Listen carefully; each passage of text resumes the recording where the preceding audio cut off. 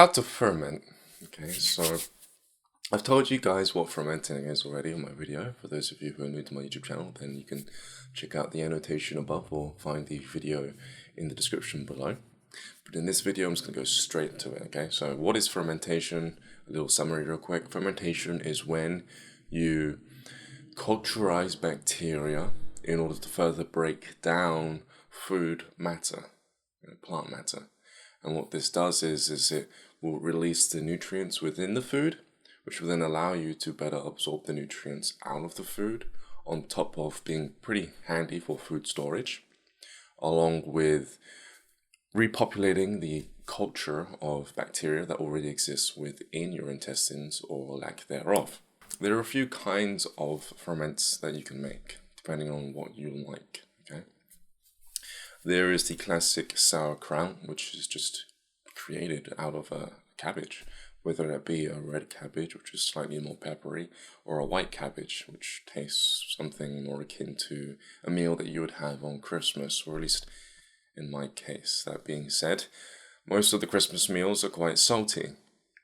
Most of the time, in order to speed up the fermentation process, they would put salt within the ferment in order to draw out the moisture out of the plant matter, which will allow you to pack more plant matter within the jar. Yeah, I don't eat salt, so what I use instead for a substitute is lemon juice. You don't have to use lemon juice, you can also do it without lemon juice or salt. I'm going to get into how to make it in a second, but first I just want to get a little bit more into the kinds of ferments you can make. You can also make pickled ferments. Now this kind of ferment is still a ferment. I say this because a lot of people are confused between pickling and fermentation. Well, pickling is nothing more than you taking something that's already been fermented, or in other words, apple cider vinegar, some kind of vinegar, whether that be out of barley, malt, or some other kind of plant extract. And they're just adding this already fermented substance to a group of vegetables. That then soaks into the vegetables, giving it more of a vinegary taste.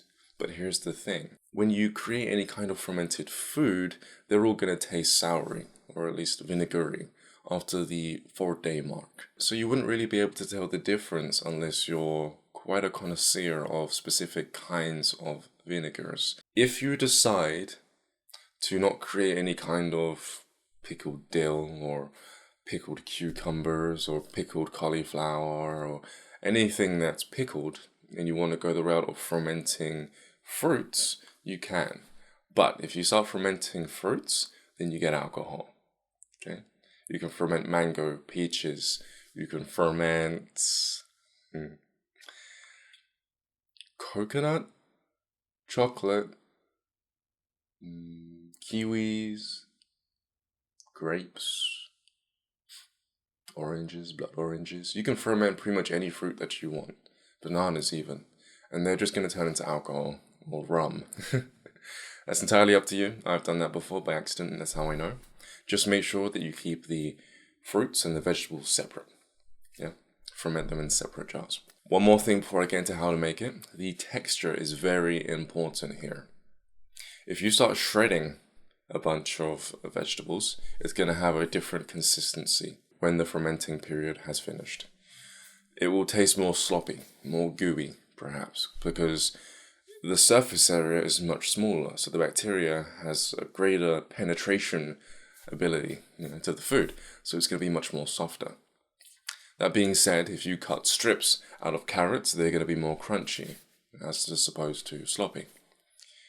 If you use any kind of bell pepper, keeping them relatively in chunks is always best, because they tend to go sloppy pretty quickly.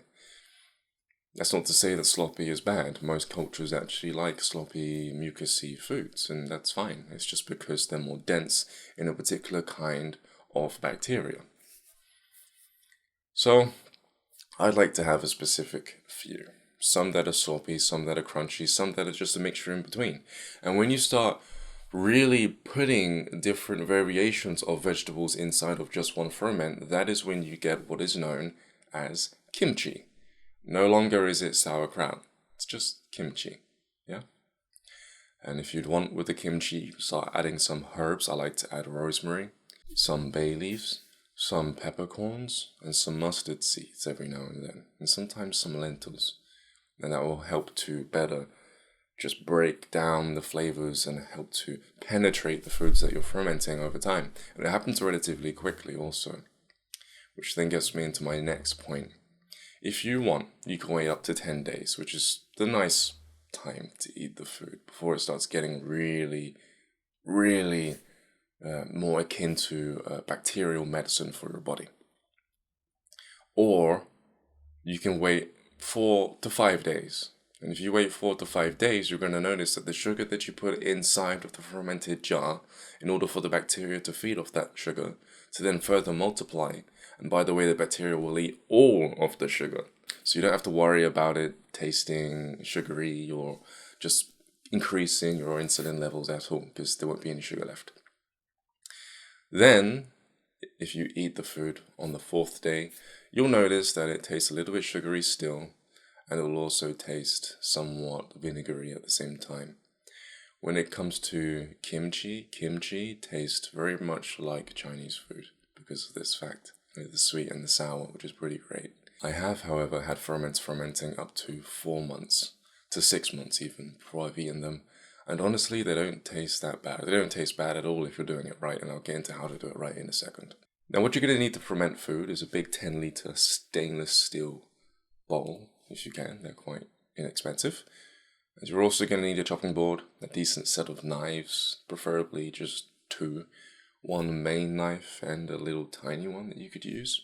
You may also need some kind of potato peeler. It's entirely up to you. I like to use my hands.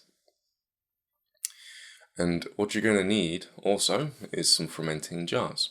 Most people use clip-on fermenting jars. I don't, because if any amount of air gets inside of the jar, you're screwed. You've basically packed a lot of vegetables into one jar, which could have run you about $200, and it's going to go moldy. It's going to turn black, and that's how you know that the fermented food has gone bad. Okay. If the ferment turns white, then there's nothing wrong with it. If it's white on top, you can wash it off and you can continue to eat the fermented foods if you want, or you can just eat it with it on top.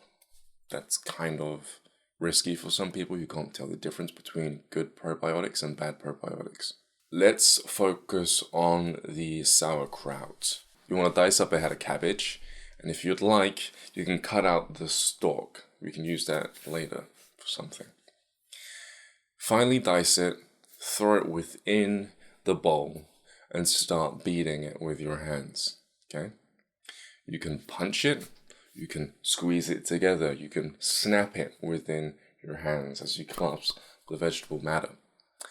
You can put your weight on it, if you'd like, that's also great. You can massage it, that's fine.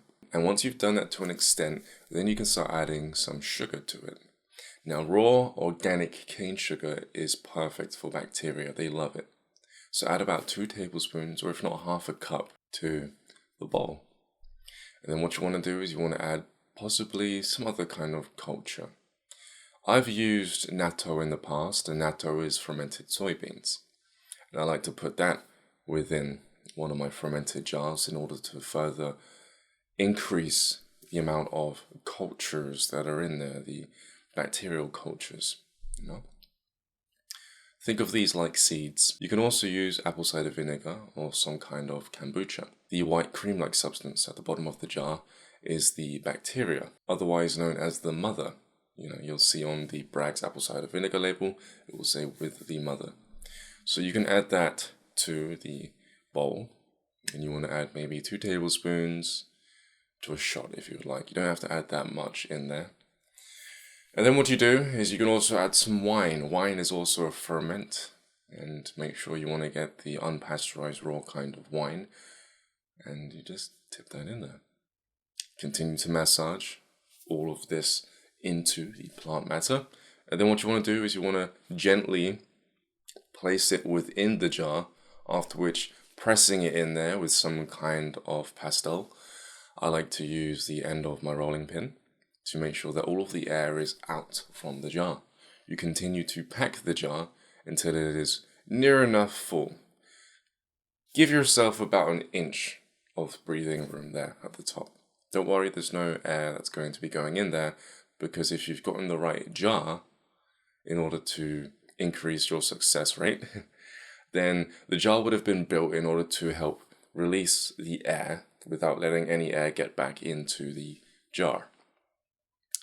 Once you've packed down as much vegetable matter as you can, then you can take the cork, that piece that you cut out of the cabbage, and you can press that into the jar. Now you're going to notice that the water level is going to rise above the matter, and that's perfect. What this will do is it will stop the air from getting to your food, which will then stop your food from going rotten. If you don't want to use the stem, then what you can use instead is a glass weight. I've brought a few of these in the past, and I've actually got some that are working for me right now. They are doing quite a good job. You just simply put the weight on top of the vegetable matter, you press it down some more, making sure that you've still got up to an inch, or at least a centimeter of space above the overall fermented matter, and that's including above the disc that you've just put on top. Now, some of these airlock seals don't come with an extra attachment. You just screw it on there and it's ready to go. However, the one that I've got recently isn't like that.